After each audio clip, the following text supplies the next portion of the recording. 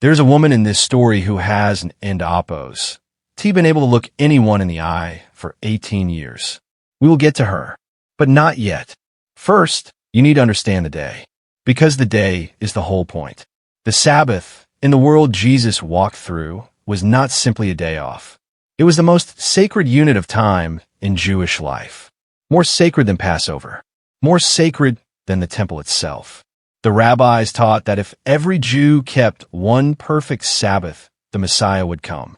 That is how seriously they took it. That is how much weight had been placed on 24 hours. And into that world, Jesus of Nazareth walked in 7 different Sabbath days and healed someone in every single one. Not by accident, not in spite of the day, because of it. This is not a story about rule breaking. This is not a story about religious controversy. This is not even a story about miracles. This is a story about what God has always been trying to say, and the one day a week he chose to say it loudest. Here is the question that should keep you up at night.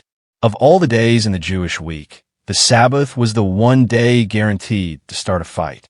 Healing on a Tuesday would have raised no eyebrows.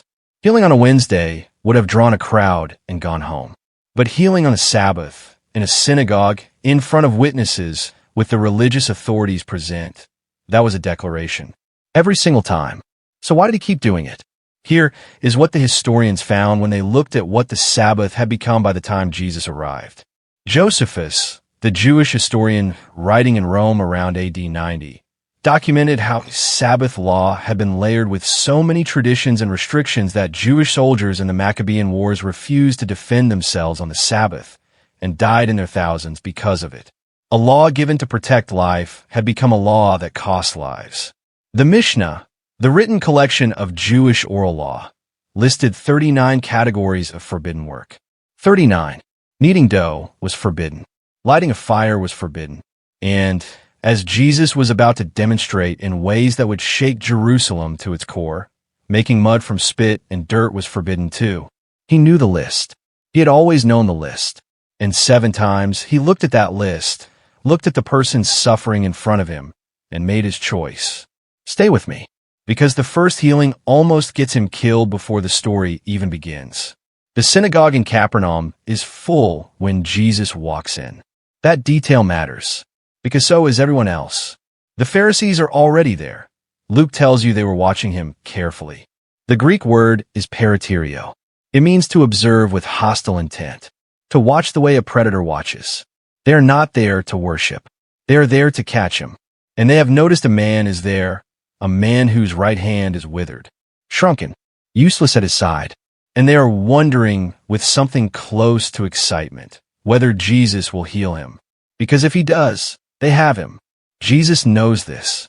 He walks in, sees the man, sees the watchers, and does something that should stop you cold. He doesn't endopos. T pull the man aside quietly. He doesn't endopos. T whisper a healing and move on before anyone notices. He says out loud to the man, and quote, "Get up and stand in the middle." End quote. Stand in the middle, in front of everyone, under every pair of hostile eyes in the room. Jesus places this man who has spent years hiding a withered hand, tucking it behind his back, angling his body so strangers one into oppos. T stare. Jesus places him at the center of the synagogue and makes him visible. Then he turns to the Pharisees and asks the question they cannot answer. End quote. I ask you, is it lawful on the Sabbath to do good or to do harm? To save life or to destroy it? End quote. Silence. Here in Oppos, that's what most people miss. That silence was not confusion. Those men knew the law better than almost anyone alive. They had memorized entire scrolls. They could debate the 39 categories of forbidden work from memory in their sleep.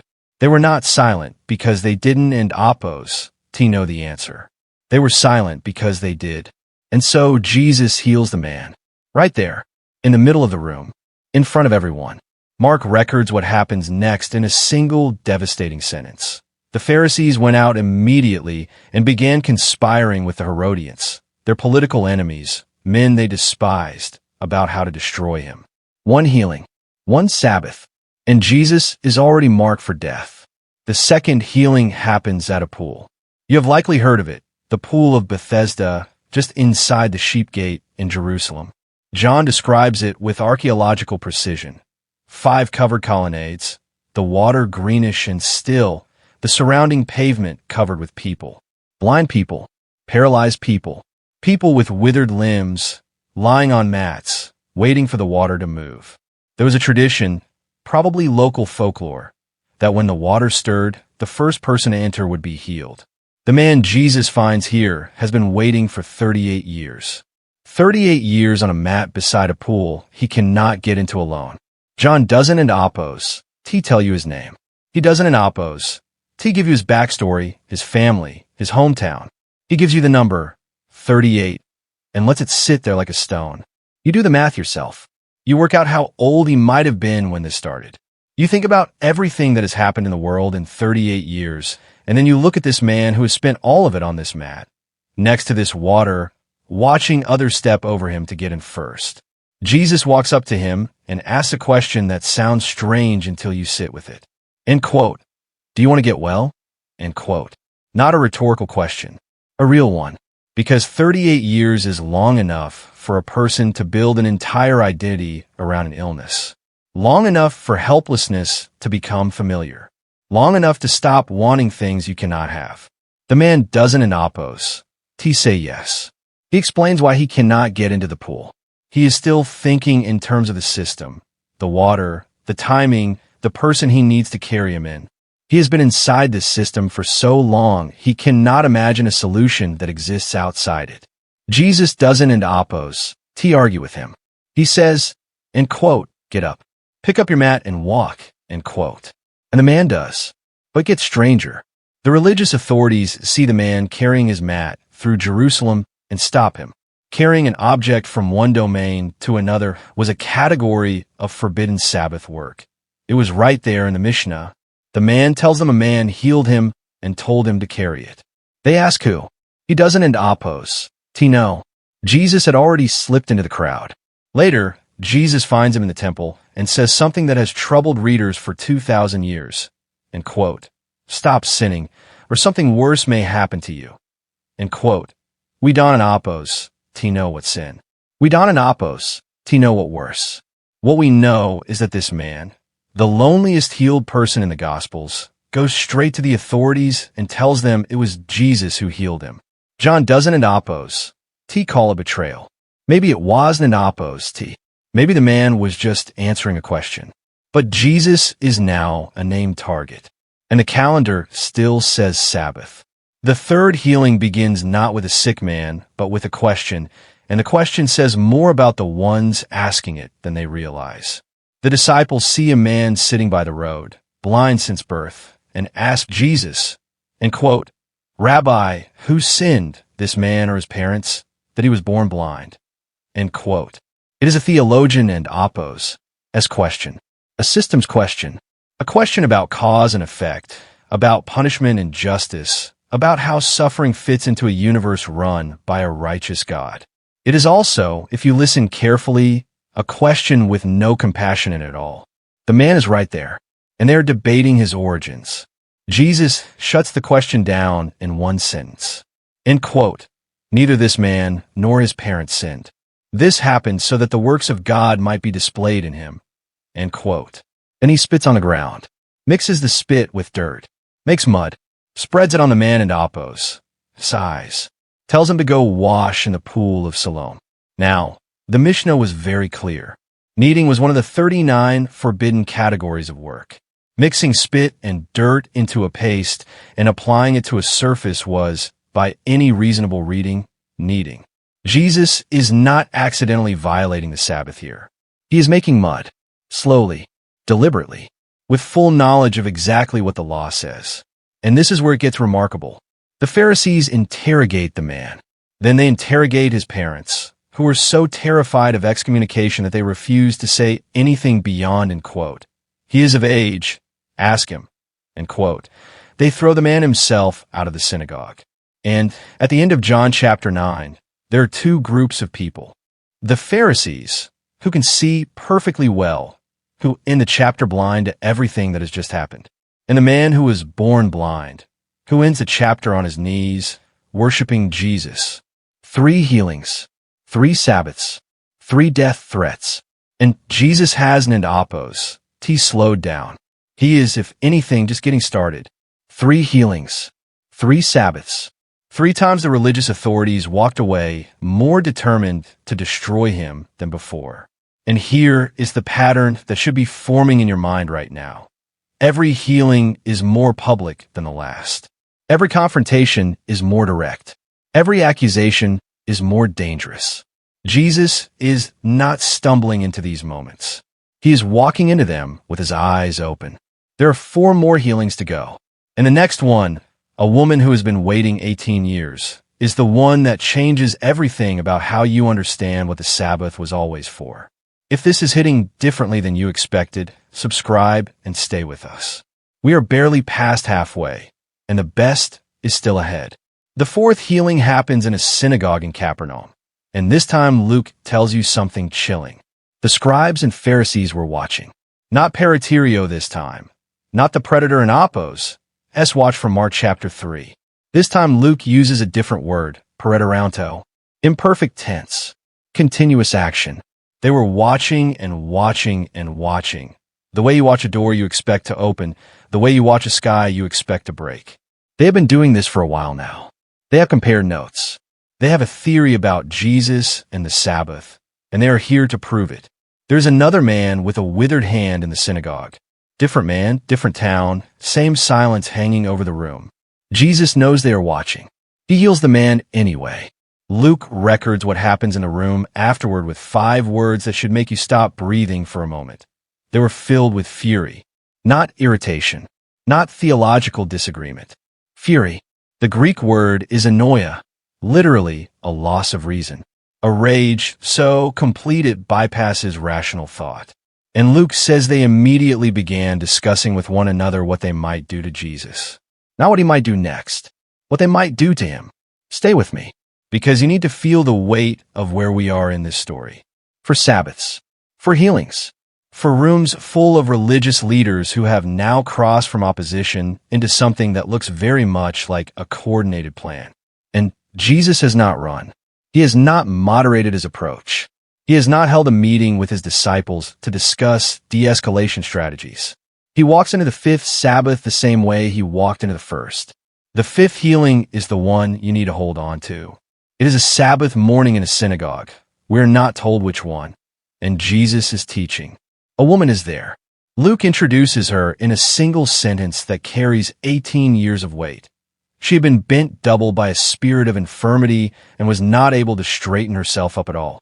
Not partially bent, not slightly stooped, completely, permanently, architecturally curved, spine fused at an angle that meant her entire field of vision was the ground. 18 years of seeing nothing but feet and dust and the hem of other people in Apos' robes. 18 years of conversations happening above her head, of faces she knew only by their sandals, of sunrises she could not see because her eyes could not find the horizon. And here is the detail Luke gives you that should break something open in your chest. She did not come to the synagogue to be healed. There is no record of her asking Jesus for anything.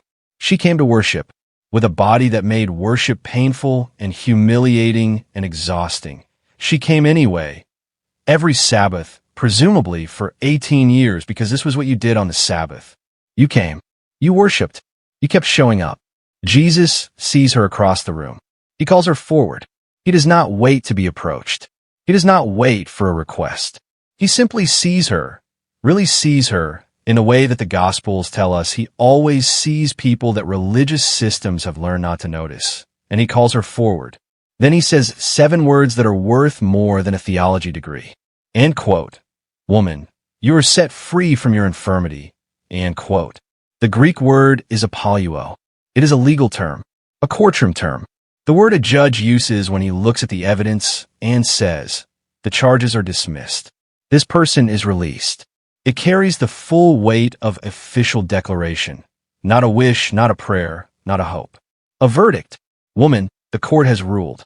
You are free. He places his hands on her, and she straightens. Here in Apos, that's the part nobody tells you. The word Luke uses for her straightening, anakupto, is the same word used elsewhere in the New Testament for lifting the head after a period of shame or grief. It is a posture word, a dignity word. She does not simply stand upright physically. She lifts her head, and for the first time in 18 years, she is looking forward, at light, at the face of the man who just called her free. She begins praising God before the room has caught up with what it has just witnessed. The synagogue ruler turns to the crowd, not to Jesus, notice, not directly to Jesus, and says with the careful outrage of a man who is frightened, and quote, "There are 6 days in which work ought to be done. Come on those days and be healed, not on the Sabbath." End quote. Jesus turns on him with a precision that is almost surgical. End quote.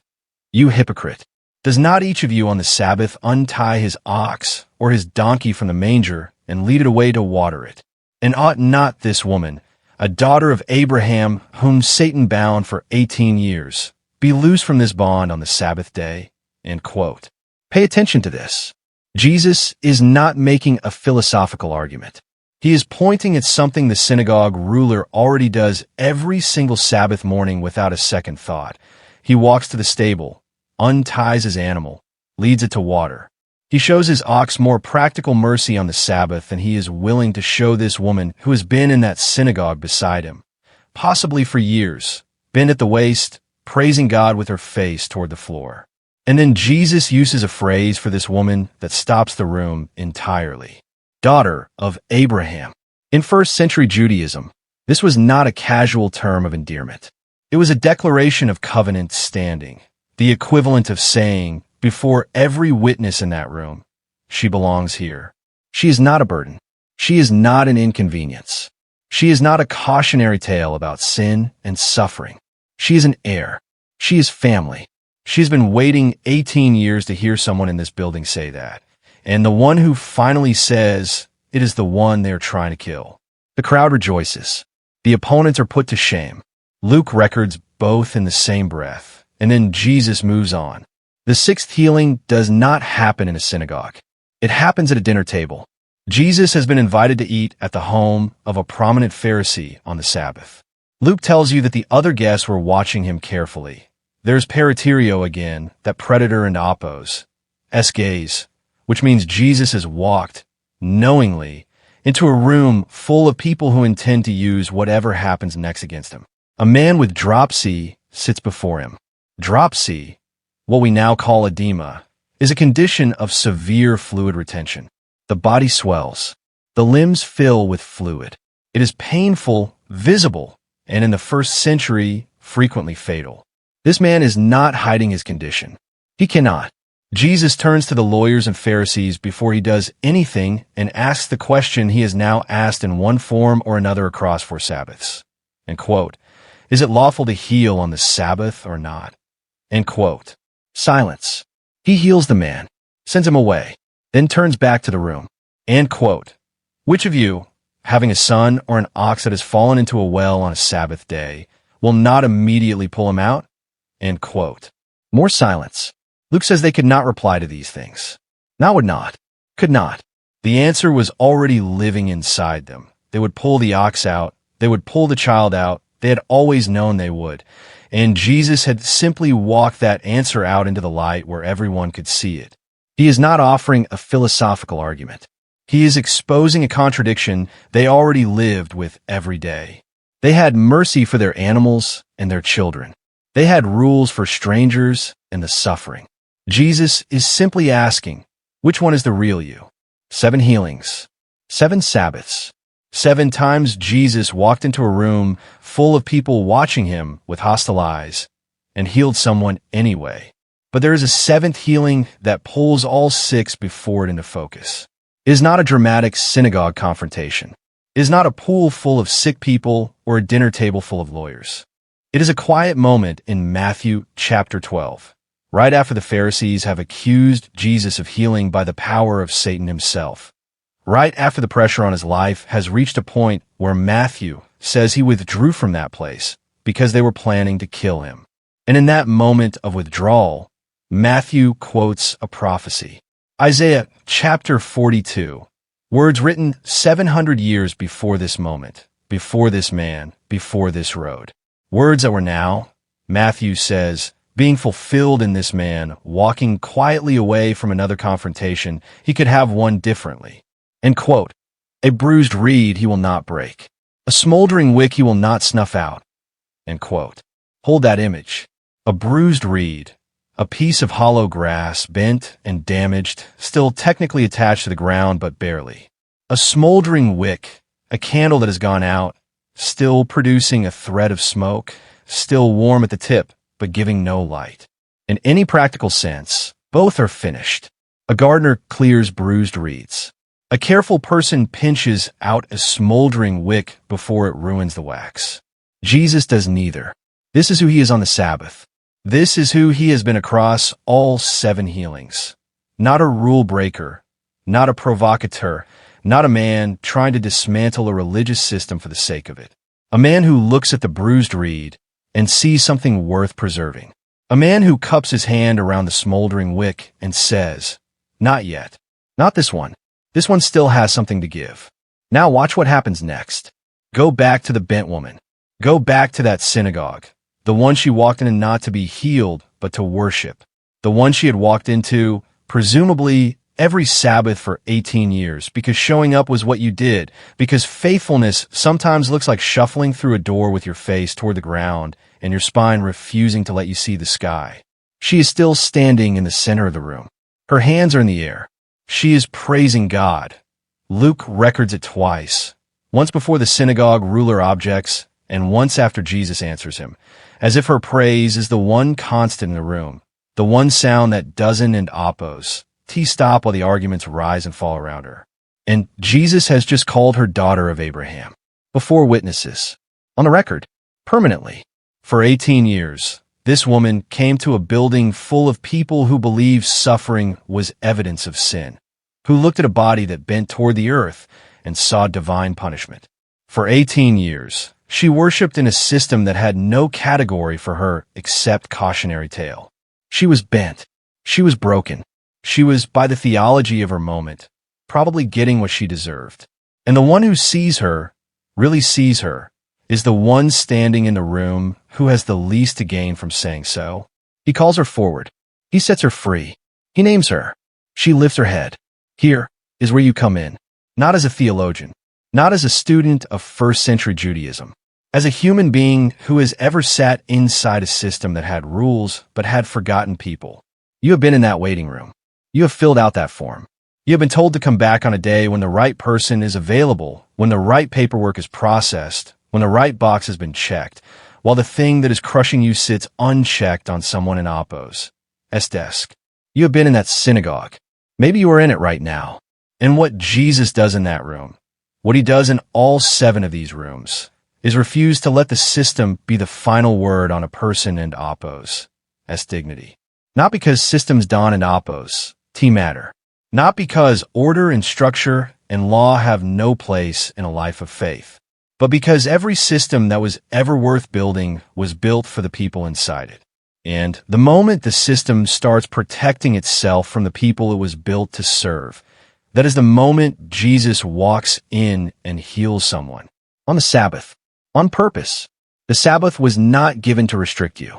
It was not given to test you. It was not given to separate the righteous from the sinners, the whole from the broken, the people who have their lives together from the people who have been bent toward the ground for 18 years.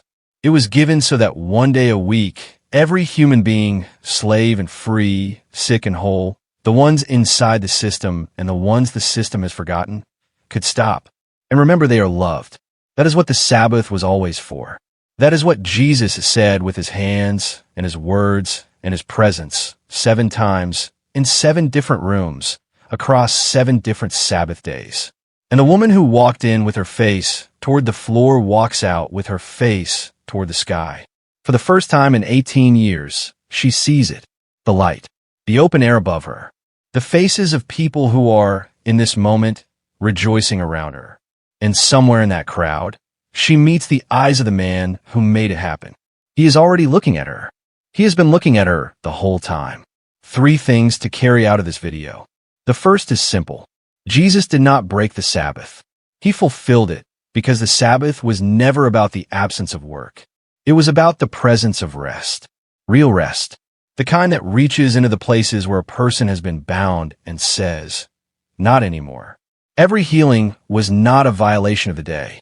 Every healing was a living definition of what the day was always for. The second is harder.